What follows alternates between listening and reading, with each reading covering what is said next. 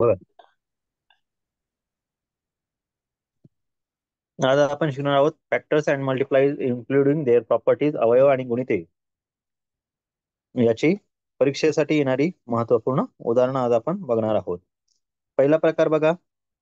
पहिला प्रश्न आहे 210 प्राईम फॅक्टर्स आर, किंवा इथे विचारलं जाईल 210 चे मूळ अवयव काढा. मग आता असा प्रश्न आला तर 210 चे प्राईम फॅक्टर कसे घ्यायचे? तर हा जो काही नंबर आहे 210, याला डिवाइड करताना इथे प्राईम नंबर घ्यायचा.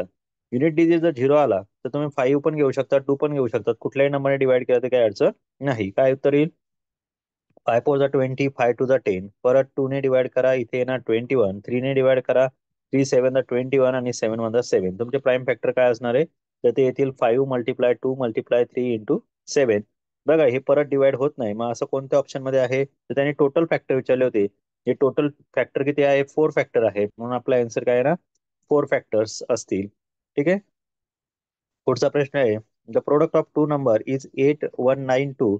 If one number is twice the other number then the smaller number is. बघा, या टाईपचे उदाहरण आपण काल घेतलेलेच आहे, पण तरीही घेतो आहे. काय सांगितलंय? The product of two prime number is, product दिलेलं आहे. Product is 8192. One number is twice the other. One number is twice the other. Then smaller number. Then smaller number. Two numbers product is. Okay. म्हणजे मराठीत हा प्रश्न असा आहे की दोन संख्यांचा गुणाकार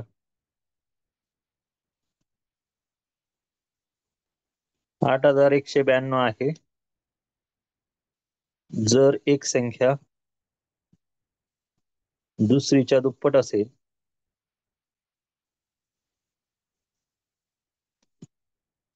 तर लहान संख्या काढा.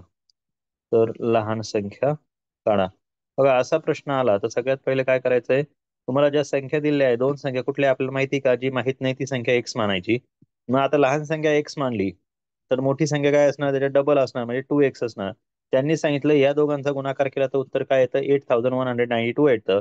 म्हणजे आपण एक्स मानली, दुसरी संख्या काय असणार? 2x. यांची दोघांची मल्टिप्लिकेशन केली तर आन्सर काय आहे? 8192. म्हणजेच एक्स ची व्हॅल्यू काय येणार आहे? 2x² is equal to 8192. याला 2 ने डिवाइड केलं तर उत्तर काय येतं? 2 4 जा 8, 2 9 जा 18 आणि 2 6 जा 12 होईल. बरोबर. x² इज इक्वल टू काय येतोय? 496 येतोय. सॉरी, 4096 येतोय. काय येतोय? 4096 आला. हा नंबर कशाचा स्क्वेअर आहे तेवढं बघा. तर हा जो नंबर आहे, तुम्ही जर स्क्वेअर काल पाठ केले असतील तर तुमच्या लक्षात येईल हा जो नंबर आहे हा आहे 64चा स्क्वेअर. कशाचा? 64चा. So X multiply X, X square बरोबर काय आहे? अंडर रूट मध्ये घ्या. एक्स बरोबर काय येणार? 64 येईल. म्हणजे जो स्मॉलर नंबर असणार आहे तो काय असणार आहे? तर तो असेल 64. पुढचा प्रश्न, द फॅक्टर्स ऑफ 60 आर. बघा, असा प्रश्न आला म्हणजे मराठीत सांगायचं तर या प्रश्नामध्ये विचारले 60चे अवयव कोणते? तर 60 कुठल्या टेबलमध्ये येतो? तर बघा, ऑप्शन डी मध्ये सगळे पर्याय आहे ज्यामध्ये 60 येतो, म्हणून त्याचे जे काही फॅक्टर आहेत किंवा त्याचे जे काही अवयव आहेत ते काय असणार? ऑप्शन डी मधले असणार आहे. पुढचा नेक्स्ट क्वेश्चन बघा. Which of the following is not factor of 948? असा प्रश्न आला तर सगळ्यात महत्वाचं काय करायचं? 948 ला दिलेले खाली जे ऑप्शन आहेत त्यांनी डिवाइड करून बघायचं. ज्या नंबरने डिवाइड होत असेल ते फॅक्टर आणि ज्या नंबरने डिवाइड होत नसेल ते फॅक्टर नाही. तरी ते बघा, एटच्या टेबल मध्ये 8ने आपण डिवाइड करून बघूया. 8ने डिवाइड केलं तर 8 वन 8 येईल, रिमेंड राहिला 1. 8 टू द पुन्हा 8 वन 8 येईल, 6 रिमाइंड राहतील. 8 8 64 होता, 4 रिमाइंडर राहतो. म्हणून ऑप्शन नंबर बी हा काय असणार आहे? तुमचं करेक्ट आन्सर असणार आहे की त्यांनी ते डिवाइड होत नाही. पुढचा प्रश्न आहे which number is multiple of all three numbers 486? मग अशा प्रश्नामध्ये काय करायचं? 486 चे मल्टिपल सांगितलंय म्हणजे 4 8 आणि 6 चा एचसीएफ काढून, सॉरी, एलसीएम काढून घ्यायचा. एक मिनिट, मल्टिपल विचारले ना.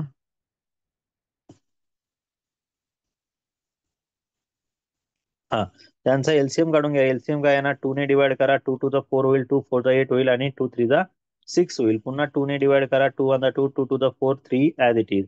म्हणजे यांचा एचसीएफ किंवा मसावी काय असणार आहे, तो मसावी असणार आहे 2 मल्टिप्लाय 2, तो असणार 4. मसावीचा फॉर्म्युला तुम्हाला सांगितला होता काय, सामायिक अवयवांचा गुणाकार. आता तुम्हाला सामायिक अवयव ओळखता येतात, या 2 आणि 2 ने हे, सॉरी हा 2 नाही येणार, फक्त एकच 2 येईल. सामायिक अवयव असेल, सामायिक अवयव काय फक्त 2च आहे, कारण ह्या खालच्या जर 2 आहे या 2 ने फक्त 2 आणि 4 डिवाइड झाला, 3 काय डिवाइड झालेला नाहीये. त्यामुळे सामायिक अवयव फक्त आपले 2 घ्यायचा आहे. आता एलसीएम घ्यायचा. एलसीएम किंवा लसावी बरोबर आपलं सूत्र काय आहे, तर सूत्र आहे मसावी गुणिले असामायिक अवयव, सॉरी मसावी गुणिले दोघांमध्ये सामायिक, दोघांमध्ये सामायिक गुणिले असामायिक अवयव, गुणिले असामायिक अवयव. इंग्लिश मध्ये हेच घेतलं तर एचसीएफ चा फॉर्म्युला आहे common factor, common factors multiplication हा एचसीएफ असतो. आणि एलसीएम मध्ये मात्र फॉर्म्युला काय आहे, एचसीएफ मल्टिप्लाय टीसीएफ. टीसीएफ म्हणजे काय रे, 2 नंबर्स कॉमन फॅक्टर, आणि मल्टिप्लाय काय घ्यायचा युसीएफ. युसीएफ म्हणजे काय, अनकॉमन फॅक्टर. मग आता अनकॉमन फॅक्टर काय आले, एचसीएफ तर 2 घेतला, टीसीएफ काय असणार, तो पण 2 असेल. आणि अनकॉमन फॅक्टर काय असणार आहे, खाली जे 2 आणि 3 राहिले ते अनकॉमन फॅक्टर असतील. यांचे मल्टिप्लिकेशन 4, याचे मल्टिप्लिकेशन 6. आन्सर येणार 6 4 24, हे असेल करेक्ट आन्सर. ठीक आहे, पुढचा प्रश्न बघा.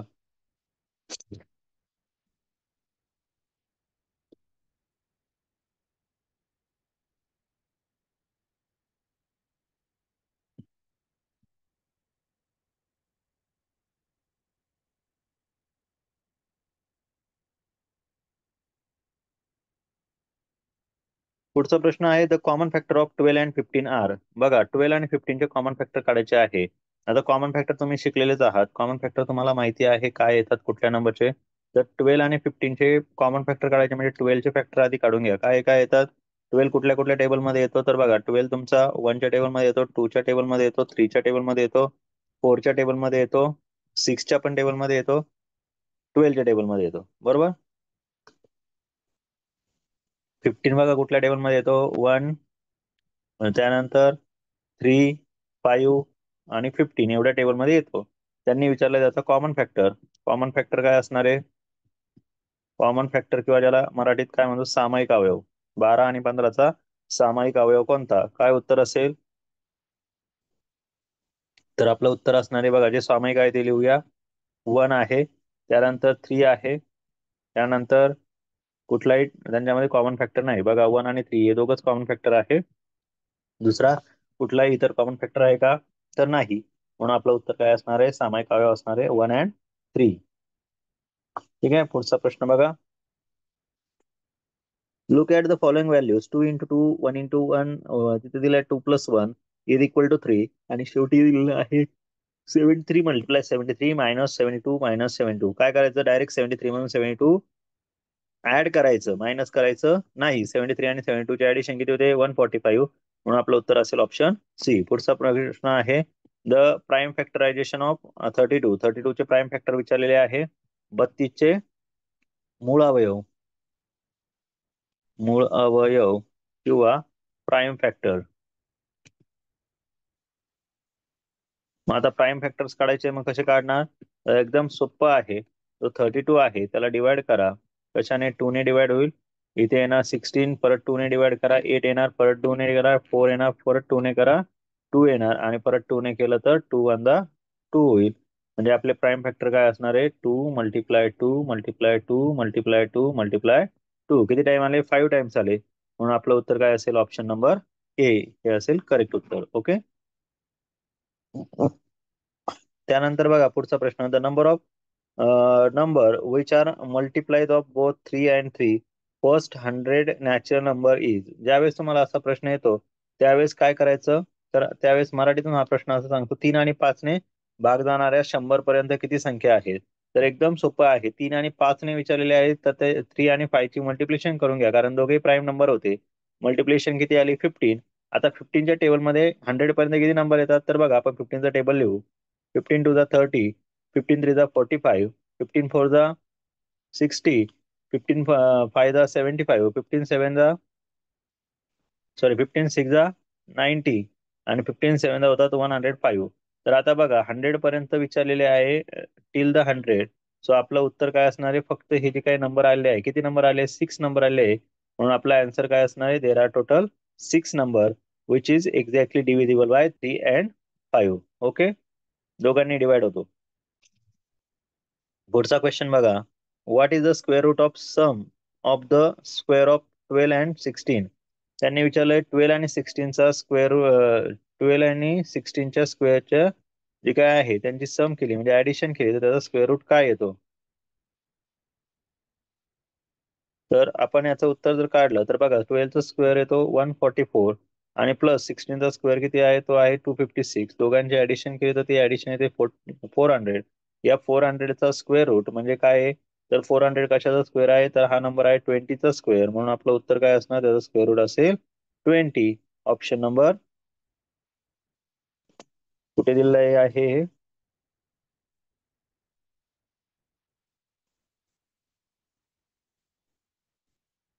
ऑप्शन नंबर 5 आपलं क्वेश्चन नंबर 5 मध्ये ऑप्शन नंबर सी हे असेल तुमचं करेक्ट उत्तर. पुढचा प्रश्न आहे, if the square root of number is 13 then 2 times of that number is. त्यांनी असं विचारलंय, what is the square root of the sum of square of sorry what is the square root of number 13. What is the square root of number is 13 then 2 times that number is. त्यांनी सांगितलंय एका संख्येचे वर्गमूळ, एका संख्येचे वर्गमूळ 13 आहे,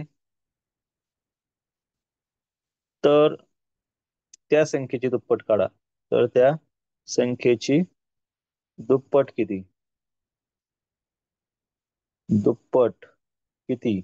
आता बघा, जर त्यांनी सांगितलं वर्गमूळ 13 आहे, याचा अर्थ काय रे, म्हणजे तो नंबर असेल 13चा स्क्वेअर किती असेल, तर तो नंबर असेल 169. त्यांनी विचारलं त्याची दुप्पट, दुप्पट म्हणजे काय करायचं, या नंबरला मल्टिप्लाय 2 करायचं. जर मल्टिप्लाय 2 केलं तर आन्सर काय येणार आहे, 2 9 18, 2 6 12, 12 प्लस 1 13, 2 1 2, 2 प्लस 1 3.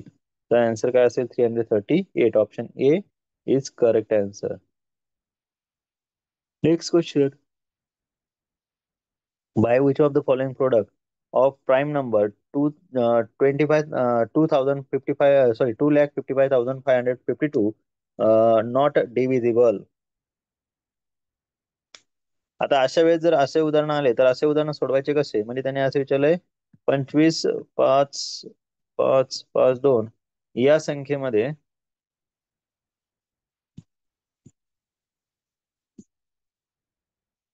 या संख्ये which of the following product of prime number is.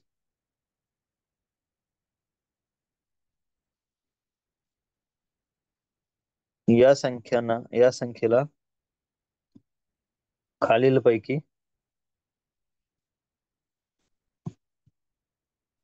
कोणत्या मूळ संख्यांनी भाग जाणार नाही.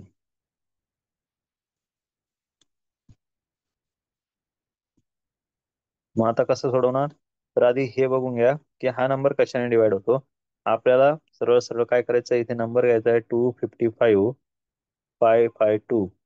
बरोबर, याला 2 ने डिवाइड करायचं काय ना, 2 1 2, 2 2 4, 2 7 14, 2 7 14, 2 7 14, रिमाइंडरला 1, 2 6 12. परत 2 ने डिवाइड करा, 2 6 12, 2 3 6, 2 3 6, 2 3 6, 2 3 6. परत आता 3 ने डिवाइड करा, 3 2 6, 3 1 3, 3 1 3, 3 1 3. आता काय करायचं आहे,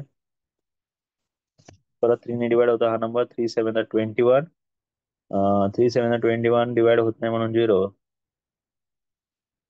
परत डिवाइड होत नाही म्हणून 0.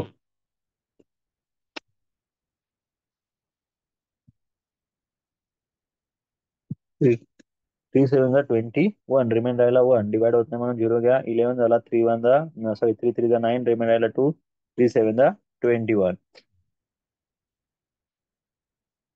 आता हा जो नंबर आहे 737, हा कशाने डिवाइड होईल रे?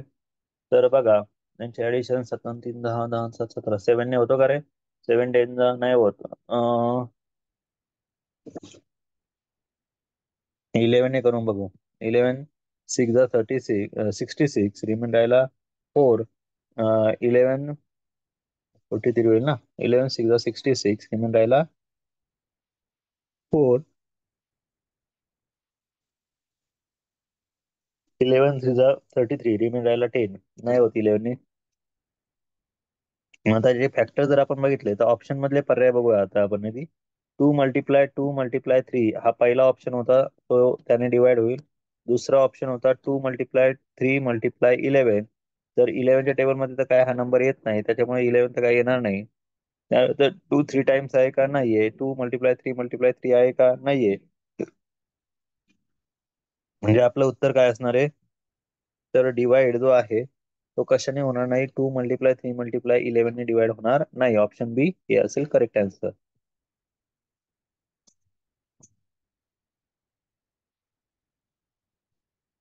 पुढचा प्रश्न. 1612 ही संख्या दोन गुणाकारांच्या स्वरूपातल्या, मात्र दोन्ही संख्या एका संख्येने आणखी भाग देऊ नये.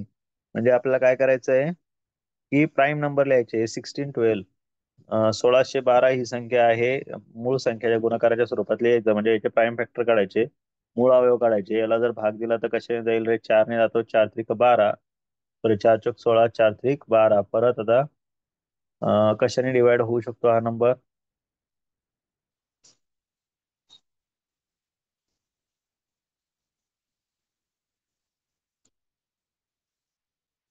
403 आहे. 70 ने डिवाइड केलं, 17 टू 34, रिमेंडरला 6. 7 ने डिवाइड केला तर 7 5 35, 5 राहिले, ते पण नाही होत डिवाइड.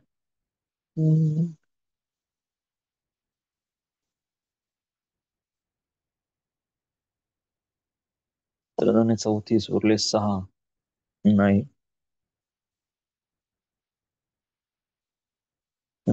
4 चोक 16, 4 त्रिक 12 नाही होत divide.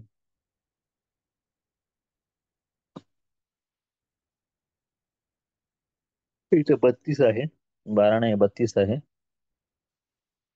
हा डिवाइड करा. 4 चोक 16, 4 8 32. परत 4 ने डिवाइड करा. 4 10 40, 4 चोक 4 2 8 होईल. परत आता हा जो नंबर आहे याला 2 ने डिवाइड करा. 2 5 10, 2 1 2, 3 ने केलं 3 5 3, 17 जा.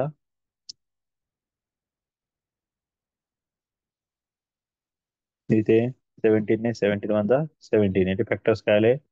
4 × 4 × 2 × 3 × 17. आता हे 4 आणि 4 यांना 2 मध्ये पण कन्वर्ट करू शकता.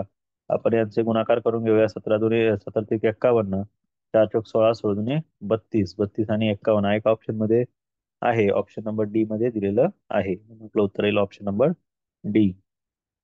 पुढचा आहे 110 या संख्येच्या एकूण विभाजकांची एकूण संख्या मूळ अवयवांच्या मध्ये किती असते? तर बघा, 110चे मूळ अवयव आणि साधारण अवयव काढा. 110 कशाने डिवाइड होतो? तर बघा, हा जो नंबर आहे 110, हा डिवाइड कशाने होतो बघा. 1 ने डिवाइड होतो, 2 ने डिवाइड होतो,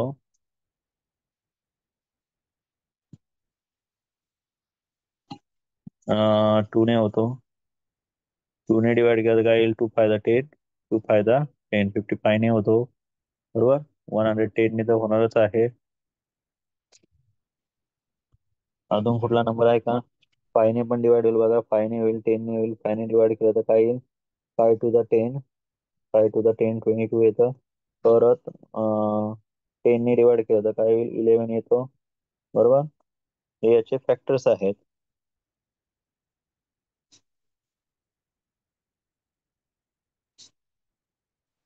एकूण विभाजकांची संख्या आणि त्या संख्येला मूळ अवयवांच्या एकूण किती जास्त आहे.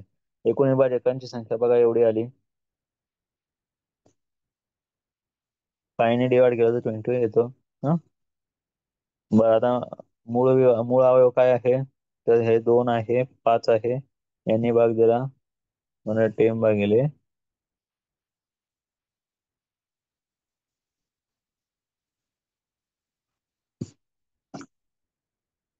आता 110 ला 2 ने डिवाइड केलं तर उत्तर 5 टू फायदा 10, टू फायदा 10 परत 5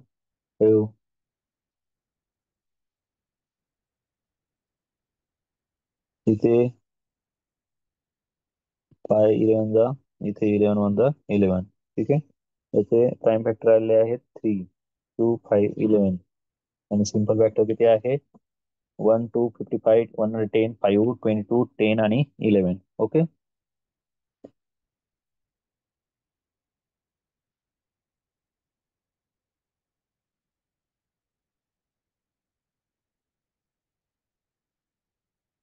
साठचे विभाजक आणि साठचे अवयव दिले आहे.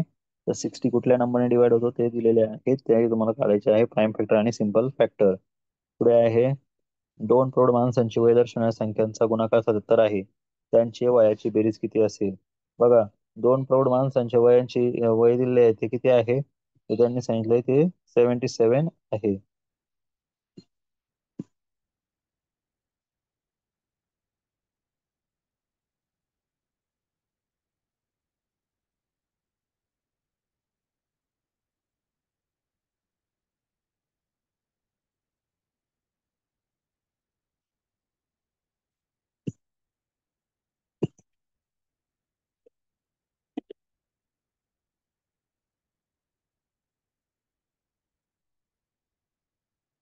बघा,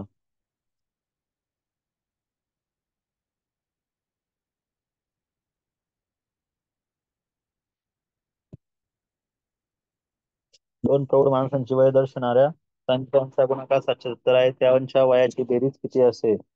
दोन प्रौढ माणसे म्हणजे काय? टू अडल्ट एज दिलेली आहे. टू अडल्ट एज किती आहे त्यांची? मल्टिप्लेशन ती येते 770. त्यांनी विचारले त्या दोन माणसांच्या वयाची बेरीज किती असेल? टू अडल्टची एज ऍडिशन विचारली आहे. सो याला जर 2 ने डिवाइड केलं तर उत्तर काय येणार आहे? 2 3 6, रिमेंड राहिला 1, 2 8 16, रिमेंड राहिला 1, 2 5 10. परत 2 ने डिवाइड करा, 2 1 2, 2 9 18, 2 सॉरी 2 ने होणार, 3 ने होईल का 5 ने होईल? 5 ने केला तर काय येणार? 5 7 35, 5 7 35. परत 7 ने केलं, 7 1 7, 7 1 7. ते 11 येईल. बरोबर.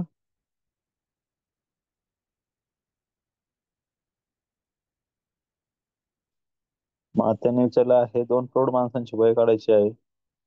बघा काय होतंय.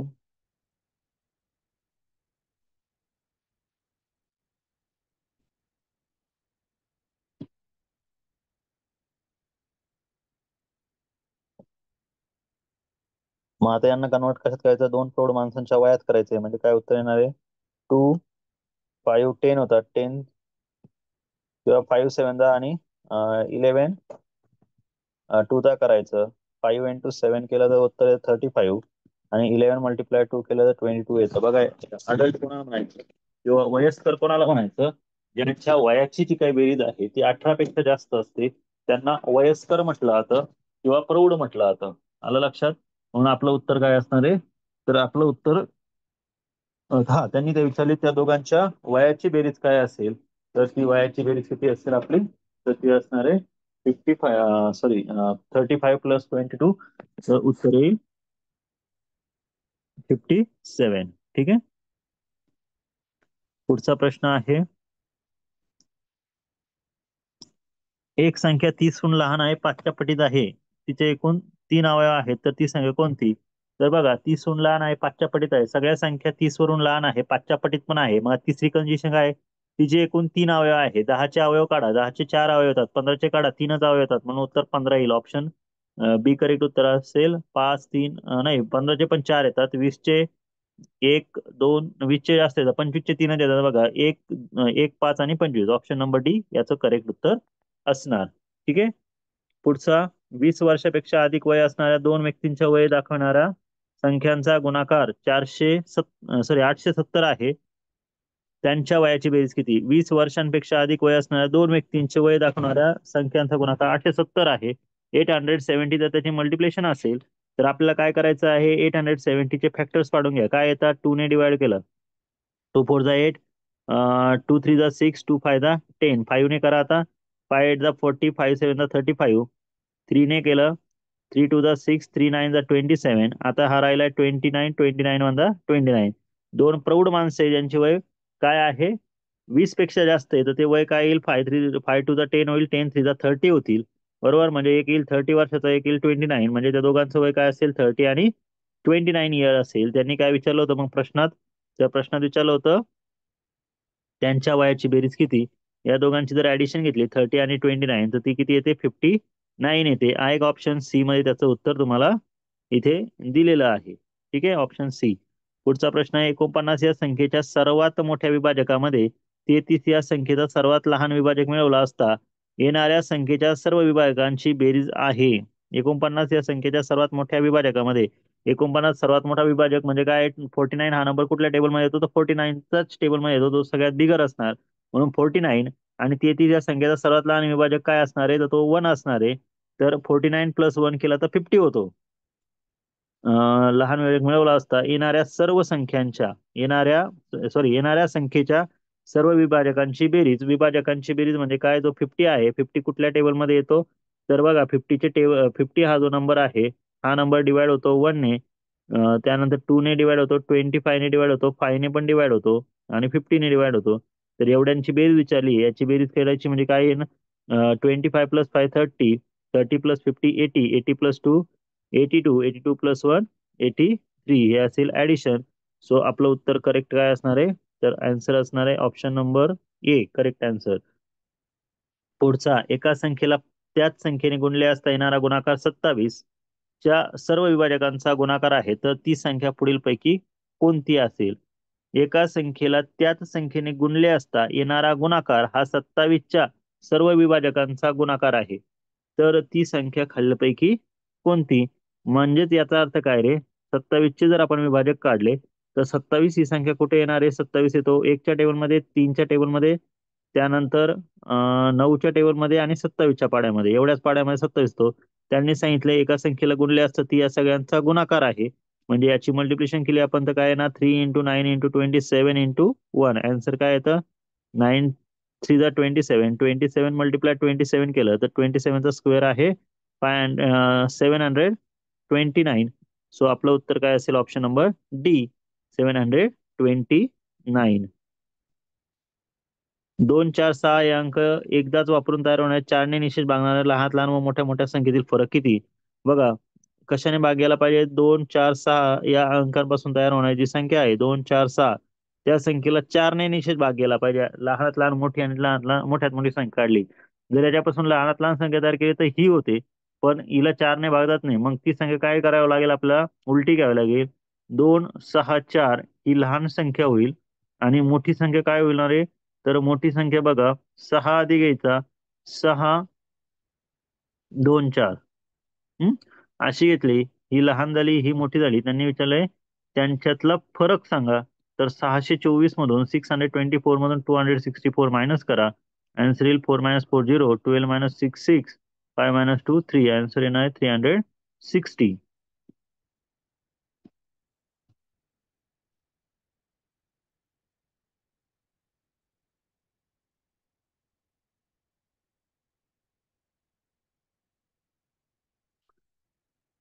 पुढे इंग्लिशचे काही प्रश्न होते. Which is the smallest divisor of 37. 37चा स्मॉलेस्ट डिवायझर काय आहे, तर तो 1 आहे, कारण तो प्राईम नंबर आहे.